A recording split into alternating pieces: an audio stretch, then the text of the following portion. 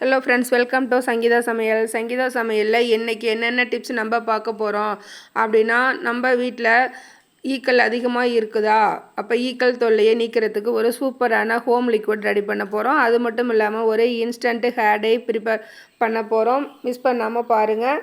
ஒரு தோசை வெரைட்டியும் நான் இது கூட நான் ஜாயின் பண்ணியிருக்கேன். அது மட்டும் இல்லாமல் கருவேப்பிலை நீண்ட நாட்கள் எப்படி நம்ம ஸ்டோர் பண்ணி வைக்கிற டிப்ஸும் உங்களோட ஷேர் பண்ணியிருக்கேன். எல்லாமே கலந்து பார்க்க போகிறோம். வீடியோ ரொம்ப இன்ட்ரெஸ்டிங்காக இருக்கும். வீடியோவை ஸ்கிப் பண்ணாமல் முழுமையாக பாருங்கள் ஃப்ரெண்ட்ஸ். சேனலை நிறைய பேர் சப்ஸ்கிரைப் பண்ணாமல் தான் பார்த்துட்ருக்கீங்க. சப்ஸ்கிரைப் பண்ணுங்கள். பக்கத்தில் இருக்கிற ரெட் கலர் பட்டனையும் ப்ரெஸ் பண்ணி வச்சுக்கோங்க. அப்போ தான் நான் போகிற வீடியோஸ் நோட்டிஃபிகேஷனில் வரும். இப்போ வாங்க வீடியோக்குள்ளே போகலாம். ஃபஸ்ட்டு டிப்பு என்னன்னு பார்த்தீங்க அப்படின்னா, நம்ம ஈக்களுக்கு ஒரு லிக்விட் ரெடி பண்ண போகிறோம்னு சொன்னோம் இல்லையா, அதுதான் நம்ம இப்போ பார்க்குறோம். ஒரு பவுல் எடுத்துக்கோங்க. பவுலில் 1 கப் அளவு வினிகர் ஊற்றிக்கோங்க.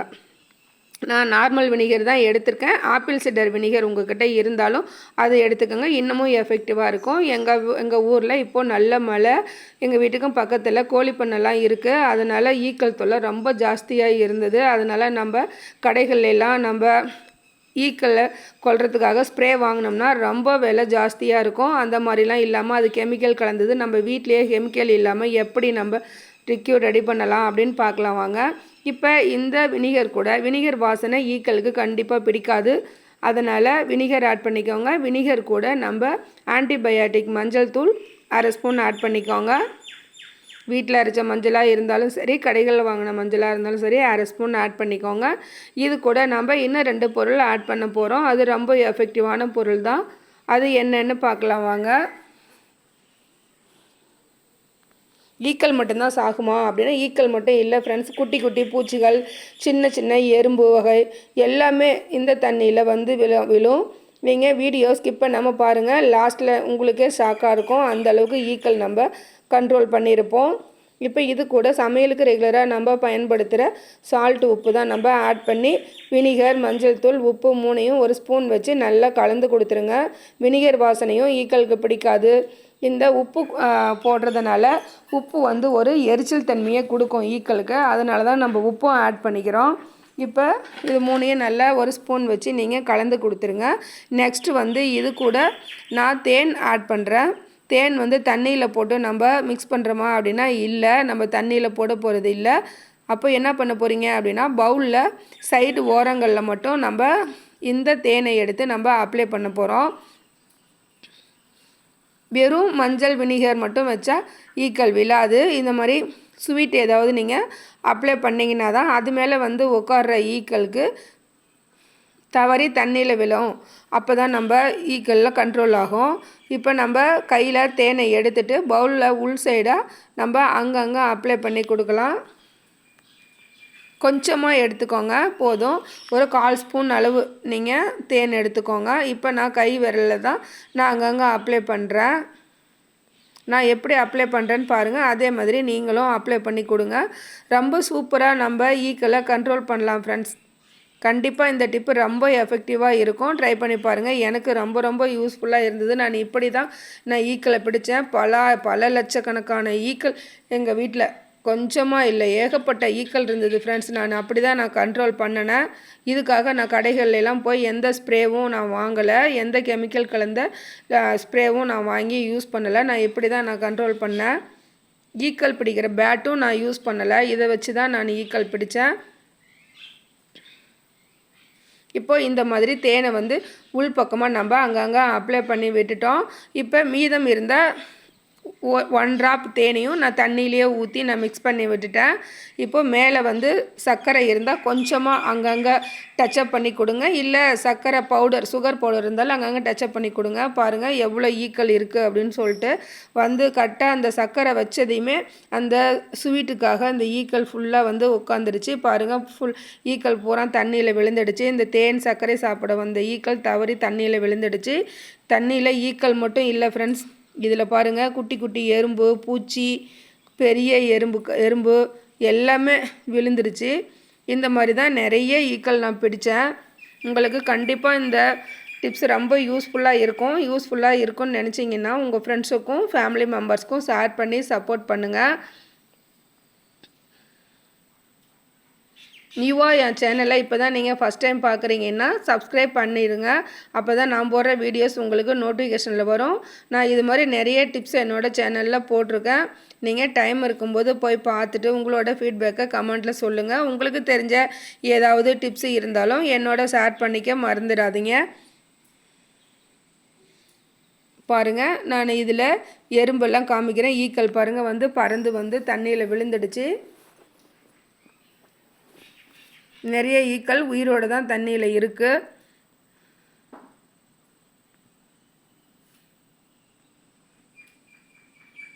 நம்ம சூப்பராக ரொம்ப சந்தோஷமாக இருந்தது. இந்த ஈக்கள் வந்து சாதம் சமையல் நம்ம எது பண்ணினாலும் அதில் உட்காந்துட்டு ரொம்ப நம்மளை இரிட்டேட்டிங் பண்ணும். இந்த டிப்ஸ் உங்களுக்கு யூஸ்ஃபுல்லாக இருக்குன்னா இந்த டிப்ஸ்க்கு ஒரு லைக் பண்ணுங்கள். நெக்ஸ்ட் நம்ம என்ன பார்க்க போகிறோம் அப்படின்னா, நெக்ஸ்ட்டு வந்து நம்ம ஒரு ஹேர் டை டிப்ஸும் நம்ம அது மட்டும் இல்லை ஒரு டொமாட்டோ தோசை எப்படி செய்கிறது அப்படிங்கிறதும் பார்க்கலாம் வாங்க. ஃபஸ்ட்டு வந்து நம்ம டொமேட்டோ தோசை தக்காளி தோசை எப்படி செய்யலாம். உங்கள் வீட்டில் இட்லி தோசை அரைச்ச மாவு இல்லையா, நீங்கள் டக்குன்னு தோசை சுடணுமா, அப்போ இந்த தோசையை நீங்கள் கண்டிப்பாக செஞ்சு பாருங்கள். நல்ல காரசாரமாக ஸ்பைஸியாக, எதுவுமே சைடிஷ் எதுவுமே தேவையில்லை. ஒரு சட்னியோ இல்லை குழம்போ எதுவுமே தேவையில்லை, வெறுமனே இந்த தோசையை சாப்பிட்லாம் ஃப்ரெண்ட்ஸ். அவ்வளோ ஒரு டேஸ்டியாக எம்மியாக ஸ்பைஸியாக சூப்பராக இருந்தது. எங்கள் ஊரில் மழை பெஞ்சிட்டு இருந்தது, அதனால் நான் ஸ்பைஸியாக சாப்பிடணுன்னு விருப்பப்பட்டேன். அதனால் டக்குன்னு நாங்கள் தக்காளி தோசை செஞ்சு சாப்பிட்டோம். ஒரு தக்காளி பழம் நான் எடுத்துக்கிட்டேன் பெருசாக, அது கூட ஒரு 5 பல் பூண்டு எடுத்துக்கோங்க. நான் காரத்துக்காக 4 காஞ்ச மிளகாய் போட்டுக்கிட்டேன். கொஞ்சமாக உப்பு ஆட் பண்ணிக்கிட்டேன். நீங்கள் மிளகாய்க்கு பதிலாக மிளகாய்த்தூள் கூட ஆட் பண்ணிக்கோங்க. இதில் கலராக வேணும் அப்படின்னா நீங்கள் காஷ்மீரி சில்லி கூட கொஞ்சம் ஆட் பண்ணிக்கோங்க. இப்போ நான் எல்லாம் வந்து கொரப்பாக நல்லா நைஸாக அரைச்சி எடுத்துக்கோங்க. பாருங்கள், நான் நைஸாக அரைச்சி எடுத்துகிட்டு வந்துட்டேன். ரொம்ப சிம்பிள், ஈஸி. ஒரு 5 நிமிஷம் கூட ஆகாது ஃப்ரெண்ட்ஸ் இந்த தோசை செய்கிறதுக்கு. எப்போவுமே ஒரே மாதிரி இட்லி தோசை செஞ்சு சாப்பிட்றத விட நீங்கள் அப்பப்போ வெரைட்டியான தோசை வெரைட்டியும் நீங்கள் செஞ்சு சாப்பிட்லாம். இதுக்காக இப்போ இட்லிக்கு அரிசி ஊற வச்சு கஷ்டப்படணுன்னு அவசியமே இல்லை. டக்குன்னு நீங்கள் நினச்ச உடனே நீங்கள் இந்த மாதிரி செஞ்சு சாப்பிட்றலாம். இப்போ 2 கப்பு இட்லி மாவு எடுத்துக்கோங்க. அதில் கொத்தமல்லி தழை இருந்தால் சின்ன சின்னதாக பொடுசாக கட் பண்ணி ஆட் பண்ணிக்கோங்க. எங்கிட்ட கொத்தமல்லி இல்லை, கருவேப்பிலை தான் இருந்தது. அதனால் கருவேப்பிலை ஃப்ளேவர் எனக்கு ரொம்ப பிடிக்கும். அதனால் நான் கருவேப்பிலை சின்ன சின்னதாக கட் பண்ணி ஆட் பண்ணிக்கிட்டேன். நம்ம அரைச்சிட்டு வந்த விழுதும் இந்த மாவுலேயே போட்டு ஆட் பண்ணிக்கலாம். ஃப்ரெண்ட்ஸ், நான் உங்கள்கிட்ட சொல்ல மறந்துட்டேன், இந்த தக்காளியோட நீங்கள் 1/2 ஸ்பூன் அளவு சீரகம், ரசத்துக்கு போடுற சீரகம் 1/2 ஸ்பூன் ஆட் பண்ணி நீங்கள் அரைச்சி எடுத்துக்கோங்க தக்காளி. இப்போது இதையெல்லாம் ஒன்றா கலந்து நம்ம தோசை வாத்து எடுத்துக்கலாம். செம்ம சூப்பராக இருந்தது. நீங்கள் சாப்பிட்டு பார்த்துட்டு உங்களோட ஃபீட்பேக்கை கமெண்ட்டில் சொல்லுங்கள். இப்போ ஸ்டவ் ஆன் பண்ணி தோசை தவா வச்சுட்டு நீங்கள் லைட்டாக தண்ணி தெளித்து நீங்கள் ஒரு டிஷ்யூ வச்சு நீங்கள் க்ளீன் பண்ணி எடுத்துக்கோங்க. இப்போ நம்ம கலந்து வச்ச மாவை நம்ம தோசை ஊற்றி நம்ம எடுத்துக்கலாம்.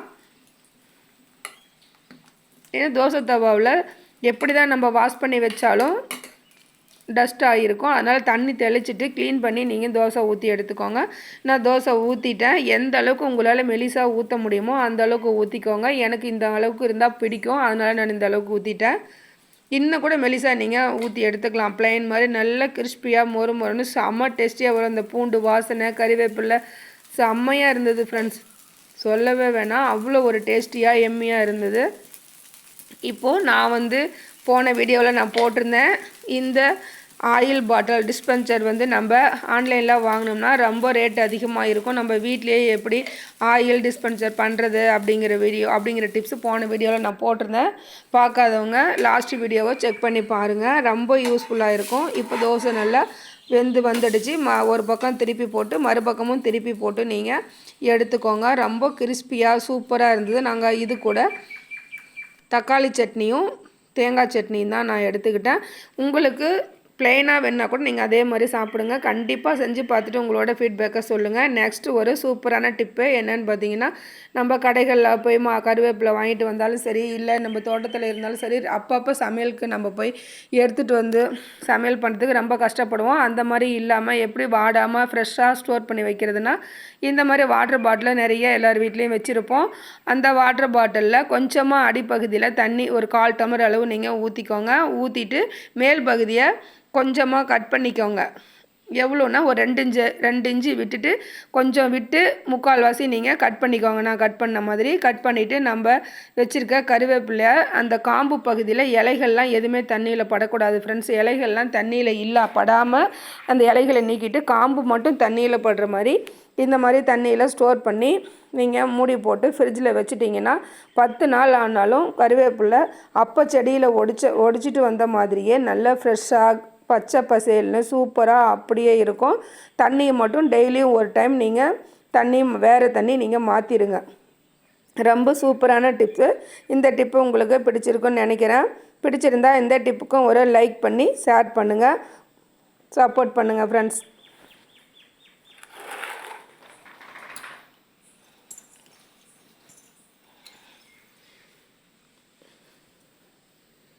இப்போது நெக்ஸ்ட்டு ஒரு சூப்பரான அந்த இன்ஸ்டன்ட் ஹேர் டே தான் நம்ம ப்ரிப்பேர் பண்ண போகிறோம். அதுக்காக நான் நெல்லிக்காய் பவுடர் நான் எடுத்திருக்கேன். நெல்லிக்காயோட பெனிஃபிட் உங்களுக்கு சொல்லவே வேண்டாம், ஆல்ரெடி எல்லாத்துக்குமே தெரியும். நெல்லிக்காய் ஜூஸு, நெல்லிக்காய் சாதம் இதெல்லாம் இந்த மாதிரி அடிக்கடி நீங்கள் சாப்பிட்டு வரும்போது உங்களோட ஹேருக்கு கண்ணுக்கு ரொம்ப ரொம்ப நல்லது. இப்போது இந்த நெல்லிக்காய் நான் ட்ரை நெல்லிக்காவாக இருந்தாலும் சரி, இல்லை நாட்டு மருந்துகளை நெல்லிக்காய் பவுடர் கிடைக்கும், அதை வாங்கி நல்லா கருகருன்னு ஃப்ரை பண்ணி எடுத்துக்கோங்க. எடுத்துகிட்டு அதை நல்லா ஜலிச்சு பவுடராக எடுத்துக்கோங்க. அது கூட நாம் விளக்கெண்ணெய், நான் செக்கில் ஆட்டின விளக்கெண்ணெய் தான் நான் ஆட் பண்ணியிருக்கேன். அதுதான் ரொம்ப நல்லது. நீங்களும் செக்கில் ஆட்டின விளக்கெண்ணெய் வாங்கிக்கோங்க. நாங்கள் விதைகளாக வாங்கி நாங்கள் வீட்டிலையே நாங்கள் அந்த மாதிரி எண்ணெய் தயாரித்து வச்சுக்குவோம். இப்போது அந்த எண்ணெயை 2 ஸ்பூன் எடுத்து உங்கள் ஹேருக்கு தகுந்த மாதிரி நீங்கள் இந்த மாதிரி ஆட் பண்ணிக்கோங்க. நான் ஒரு பாட்டிலில் ஸ்டோர் பண்ணி வச்சுக்க போகிறேன். அதுக்காக தான் நான் அதிகமாக எடுத்திருக்கேன். இதை கலந்து உங்கள் ஹேரில் நீங்கள் அப்ளை பண்ணிங்கன்னா அப்படியே டச்சப் பண்ணிவிட்டு கூட நீங்கள் வெளியில் போகலாம். ரொம்ப சூப்பராக இருக்கும். நீங்கள் தலையை வாரிட்டு கூட அங்கங்கே வெள்ளை முடி எங்கெங்கே தெரியுதோ அந்தந்த இடத்துல அப்படியே டச்சப் பண்ணிக்கோங்க. டச்சப் பண்ணிட்டு நீங்கள் போகும்போது கொஞ்சம் கூட நரைமுடி இருக்கிறதே தெரியாது. நீங்கள் வாஷ் பண்ணணும்னு அவசியமும் இல்லை. நீங்கள் போயிட்டு வந்துட்டு கூட உங்கள் ஹேரை நீங்கள் நார்மல் வாஷ் பண்ணிக்கலாம். வாரம் 3 டைம் நீங்கள் இந்த மாதிரி போட்டுக்கிட்டு வரும்போது ஹேர் ரொம்ப க்ரோத்தாக நல்லா வளரும், அடர்த்தியாக கருகருன்னு. எந்த ஒரு பிரச்சனையும் சைடு எஃபெக்ட்டும் இல்லாத ஹேர் டேயை Vijay TV serial actor Sridevi எப்போதுமே அவங்களோட ஹேண்ட்பேக்கில் இந்த ஹேர் டே தான் வச்சுருப்பாங்க. அவங்க சொன்னது தான் அந்த டிப்பு. ரொம்ப ரொம்ப யூஸ்ஃபுல்லாக இருக்கும், ரொம்ப எஃபெக்டிவாக இருக்கும். கண்டிப்பாக நீங்கள் ட்ரை பண்ணி பாருங்கள். ட்ரை பண்ணி பார்த்துட்டு உங்களோட ஃபீட்பேக்கை சொல்லுங்கள். நானும் இதை யூஸ் பண்ணுறேன், எனக்கு ரொம்ப யூஸ்ஃபுல்லாக இருந்ததுனால தான் உங்களோட நான் ஷேர் பண்ணியிருக்கேன். நீங்கள் யூஸ் பண்ணி பார்த்துட்டு எப்படி இருந்ததுன்னு சொல்லுங்கள் ஃப்ரெண்ட்ஸ். நம்ம டக்குன்னு ஒரு வெளியில் போகிறோம் அப்படின்னா முடி வெள்ளை முடி இருக்கா, அப்போ டக்குன்னு நீங்கள் இதை அப்ளை பண்ணிவிட்டு போகலாம். நீங்கள் நார்மல் வாஷ் கூட நீங்கள் பண்ணிக்கலாம். நீங்கள் போயிட்டு வந்த உடனே கூட நீங்கள் ஷாம்பு போட்டு குளிச்சிக்கலாம், தப்பே இல்லை. ஆனால் ஷாம்பு போட்டு குளிச்சிங்கன்னா கண்டிப்பாக போயிடும். மறுபடியும் நீங்கள் அப்ளை பண்ணிக்கலாம். ரொம்ப ரொம்ப எஃபெக்டிவான கெமிக்கலே எதுவுமே இல்லாமல் இந்த மாதிரி ஹேர் டே நம்ம பயன்படுத்தும் போது நமக்கு எந்த ஒரு சைடு எஃபெக்ட்டும் வராது, எந்த ஒரு பிரச்சனையும் வராது. இப்போ காலேஜில் இருக்க பிள்ளைங்களுக்காகட்டும், ஸ்கூல் போகிற பிள்ளைங்களுக்காகட்டும், நீங்கள் தலைவாரி விட்டுட்டு கூட டக்குன்னு இந்த மாதிரி நிறைய இருந்ததுன்னா இந்த மாதிரி நீங்கள் அப்ளை பண்ணி கொடுக்கலாம். ரொம்ப ரொம்ப சூப்பரான ஒரு ஹேர் டை ஃப்ரெண்ட்ஸ். உங்களுக்கு பிடிச்சிருக்குன்னு நம்புகிறேன். இந்த வீடியோ உங்களுக்கு பிடிச்சிருக்குன்னு நம்புகிறேன். பிடிச்சிருந்தா இந்த வீடியோவுக்கு ஒரு லைக் பண்ணி உங்கள் ஃப்ரெண்ட்ஸுக்கும் ஃபேமிலி மெம்பர்ஸ்க்கும் ஷேர் பண்ணி சப்போர்ட் பண்ணுங்கள். இது வரைக்கும் என் வீடியோவை பொறுமையாக பார்த்த அனைத்து நல்லுள்ளங்களுக்கும் மிக்க நன்றி ஃப்ரெண்ட்ஸ். தேங்க்யூ. மீண்டும் நெக்ஸ்ட் வீடியோவில் சந்திக்கலாம். பாய், டேக் கேர். எவ்வளோ கருன்னு இருக்குது பாருங்கள் பாட்டிலில் பார்க்கும்போது.